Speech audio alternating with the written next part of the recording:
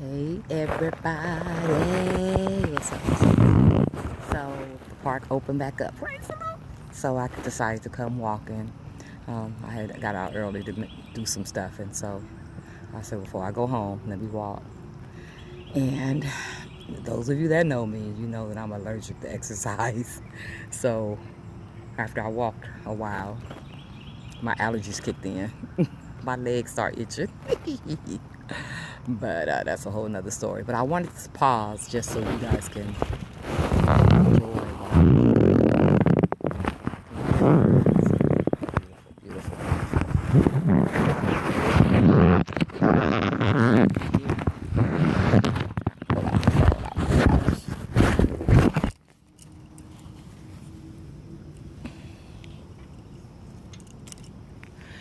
So, yeah, I wanted you to enjoy this beautiful green view.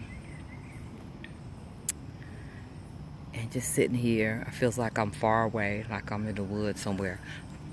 For those that know me, you know I like going camping. That's what my dad used to do with all the kids. It was 6 of us, and he would take us camping. Um, and I enjoyed it, and I miss it. And sitting here, looking at the trees, listening to the birds, looking at the sun shining through the trees, it takes me back. It takes me back. Good memories, good memories. As parents, that's what you should be doing, making great memories for your kids. So when they grow older, they can look back and reflect and remember good times. Yeah, good times.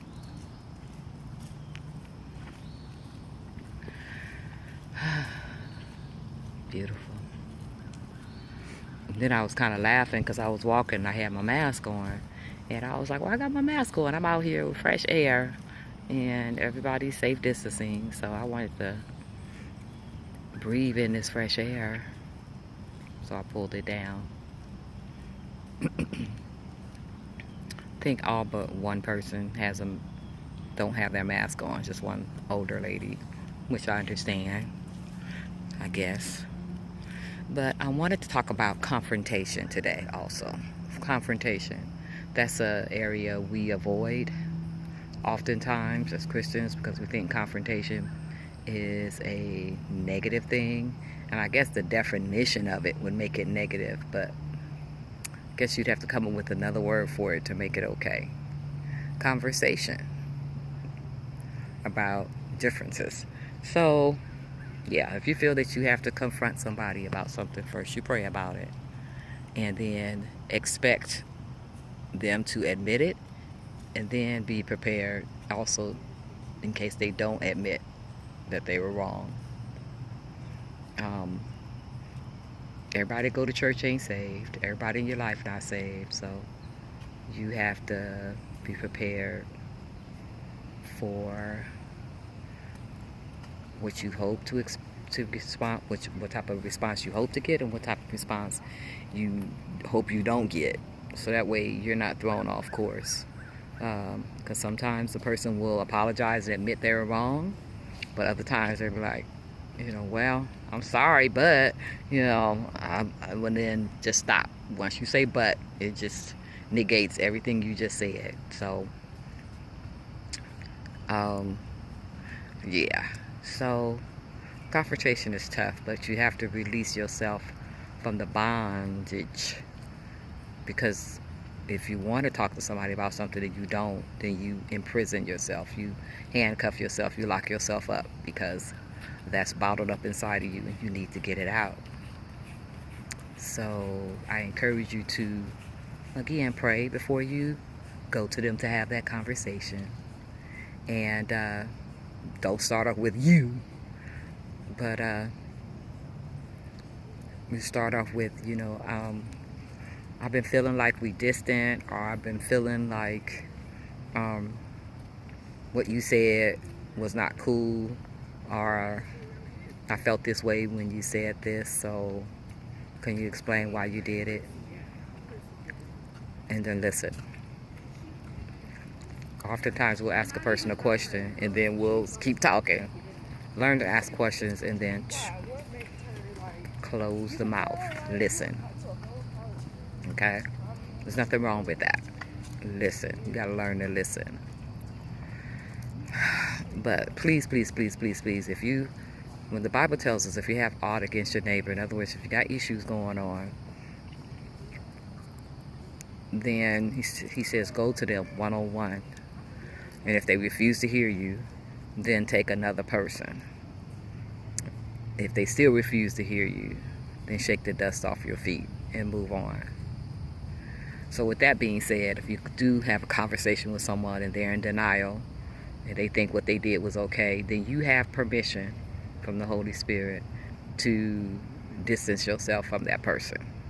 Because if they're going to continue that behavior, that's something that they've been doing a long time, then there's nothing you could do about them, but there's something you could do about you and your environment. And if you prefer not to be in that negative environment or be treated that way, then you remove yourself from that situation. It's okay to do that. It's okay. And they have to respect you for that, because as long as you continue to allow people to mistreat you or disrespect you, they're going to continue to do it. Steve Harvey said, men treat you how you let them treat you. And that's just straight everybody. People treat you how you let them treat you. And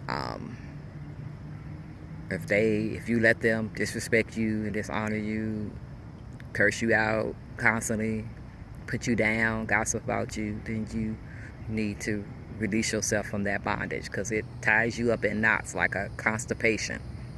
And we know that is not cool. But what happens when we finally release that constipation? It's like, whew, whew. So rather than lock yourself up and constipate yourself and imprison yourself, handcuff yourself, put yourself in bondage, have those conversations. Nip it in the bud. Don't meditate, don't procrastinate. Pray about it and then go to that person. And God will give you the opportunity to bring it up. And it's usually pretty soon. Don't put it off too long, because it'll fester in you, in your spirit. And you'll knot all up, get all knotted up.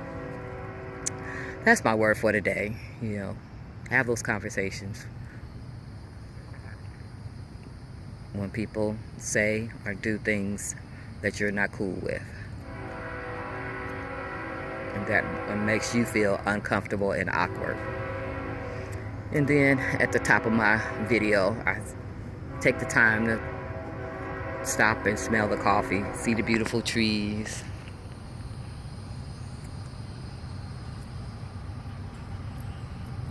Beautiful, that sun peeping out. Beautiful, beautiful, beautiful. Yeah. That's all I got for you today. All right, I love you. Talk to you soon. Bye for now. We did talk. Bye for now.